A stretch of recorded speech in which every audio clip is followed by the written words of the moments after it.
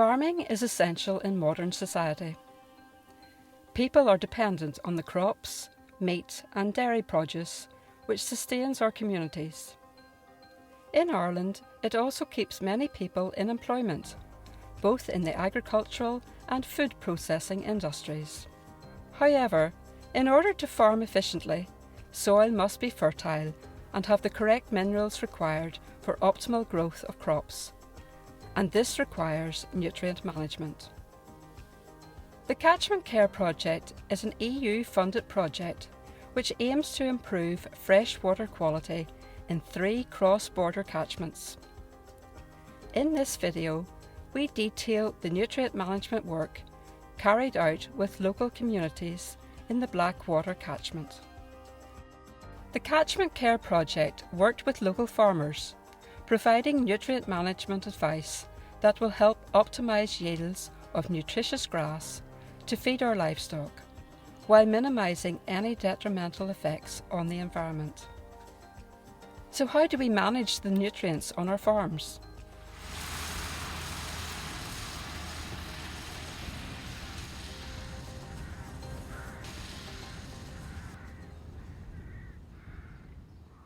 The key to nutrient management is to apply nutrients to enhance the soil fertility in the fields where it is required and in the correct amounts. If we over-apply fertiliser and slurry, many of these nutrients can end up being washed into streams, rivers or lakes, which can cause serious pollution to aquatic ecosystems. This can be detrimental to the well-being of wildlife which live in or around the water. In addition, nutrients can be lost in gaseous forms to the atmosphere. These losses are detrimental to the environment both on a local and global scale. But in a climate of high fertiliser prices and low profit margins, it is a financial loss which many farmers can do without. So how do we know how much nutrient to apply? At IFB, we advise farmers to soil sample every 4 to 5 years. The soil on their farms is their most valuable asset. Without healthy soil, we will not be able to grow the grass or crops that support livestock, and the milk or meat we produce. Regular soil sampling will improve nutrient use efficiency, optimise grass yields and grass quality, save money on unnecessary fertiliser, reduce the loss of excess nutrients to waterways, and eliminate nutrient deficiencies. Soil should be sampled over the winter, during the close period, around 6 weeks after slurry or fertiliser has been applied. Sample in a W or zigzag formation across fields in order to obtain representative samples. Field number 9. 4.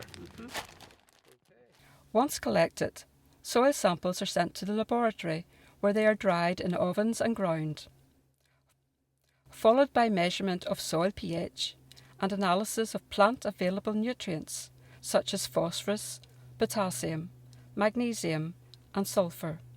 These results are used to form the basis of fertiliser recommendations. In the Catchment Care project, we sampled 400 fields and delivered soil sampling results to farmers in the form of a nutrient management plan such as this. On each of the 17 farms in the Catchment Care project, we colour-coded the fields to indicate their nutrient status.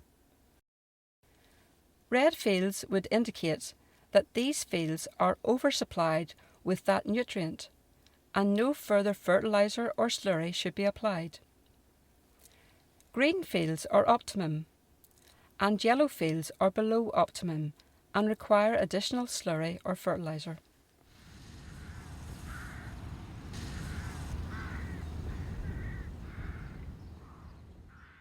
Slurry is a really valuable source of nutrients and can supply most of the nitrogen, phosphorus and potassium required for first cut silage. However, if it is not applied properly, it can be a major water pollutant, leading to enrichment and a process called eutrophication. Eutrophication of rivers and lakes leads to excessive plant and algal growth. This is damaging to aquatic biodiversity and drinking water quality, as well as recreation. There are some important rules to follow when applying slurry. Where possible, avoid applying slurry to fields which are high in phosphorus. Too much phosphorus in soil can be lost to waterways. Maintain distance from watercourses and don't apply slurry if heavy rain is forecast within the next 24 to 48 hours. Cool conditions with no wind are best for slurry spreading. Apply via low trajectory spreading techniques such as trailing shoe.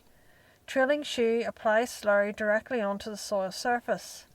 This can improve nitrogen use efficiency, and by reducing the surface area exposed to the air, it can lower nitrogen loss as ammonia following spreading. Most farmers will need to top up slurry with nitrogen fertiliser, particularly on silage fields. Nitrogen is really important for growth, but it can be very easily lost from soil. If you apply nitrogen fertiliser and there's continuous heavy rainfall within the next 24 to 48 hours, you can lose a lot of this nitrogen from the soil, either by leaching through the soil or up into the air as nitrous oxide. If you apply nitrogen in hot, dry weather, some of this will be lost to the air as ammonia. This is a waste of valuable fertiliser and resources. It is really important to apply enough potassium or potash, as indicated by your soil results. Yield can fall by 20 to 30% if soils are deficient in potash. Slurry is a good source of potash, along with potash-containing fertilisers. Likewise, apply lime to maintain the soil pH at pH 6 to 6.5. Lime is really essential for healthy soil and making the most of the nitrogen and other nutrients you apply. Soil testing will indicate if your fields have a lime requirement. Apply lime regularly to keep your soil within the correct pH range. Lime can be applied at any time, although it is best not to apply lime within 3 or 4 weeks of slurry or nitrogen fertiliser applications, as this can result in the loss of ammonia. Take care to minimise soil compaction. Do not drive heavy machinery on wet fields. Avoid poaching by grazing livestock. Fence off riverbanks to minimise cattle access. Poaching by cattle can increase the loss of phosphorus into rivers. The Catchment Care project has worked with local farmers to install fences and plant trees to stabilise riverbanks. Riparian strips and buffer zones are areas of planted vegetation close to riverbanks which can slow the transport of nutrients across fields and mop up excess nutrients such as phosphorus before they are at risk of entering waterways. Fencing, buffering strips, riparian zones and minimising poaching damage to the soil surface by grazing animals will help reduce soil erosion and minimise river pollution which occurs when valuable nutrients are lost into waterways.